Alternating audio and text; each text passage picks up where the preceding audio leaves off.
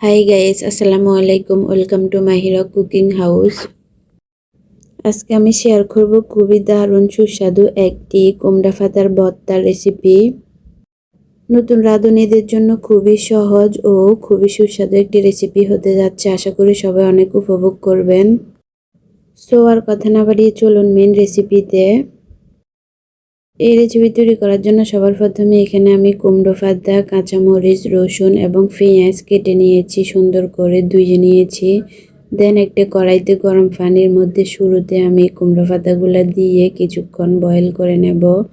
দেন দিয়ে দেব কাঁচামরিচ, তারপর দিয়ে দেব রসুনের কুচি, দেন দিয়ে দেব 2টা পেঁয়াজ কুচি করে। আর উপর থেকে যখন পানিগুলো শুকিয়ে যাবে একটু তেল দিয়ে একটু ফ্রাই করে নেব। এখন আমি নামিয়ে শিলপাটার মধ্যে বেটে নেব। প্রথমে আমি ধনিয়া পাতাগুলো বেটে নেব।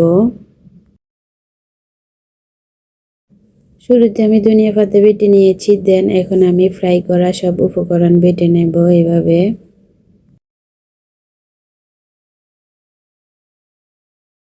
পুষ্টিগুণে সমৃদ্ধ একটি ভর্তার রেসিপি, যেমন হেলদি তেমন টেস্টি একটি রেসিপি।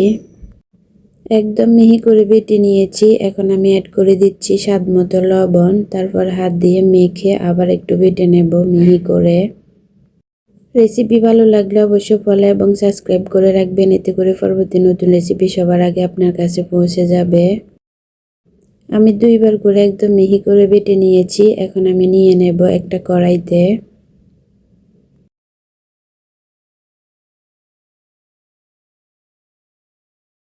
একটা কড়াইয়ের মধ্যে আমি বাটা উপকরণগুলো নিয়ে তার মধ্যে সরিষার তেল মিক্স করে কিছুক্ষণ ফ্রাই করে নেব। এইভাবে 2-3 মিনিট ফ্রাই করে নিলে অবশিষ্ট পানিগুলা টেনে যাবে। আর যখন একটু শুকনো শুকনো হয়ে আসবে এই পর্যায়ে এগুলোকে নামিয়ে নিতে হবে।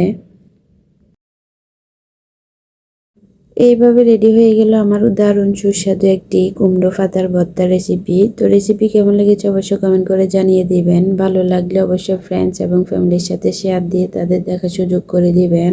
সবাই ভালো থাকুন। আল্লাহ হাফেজ।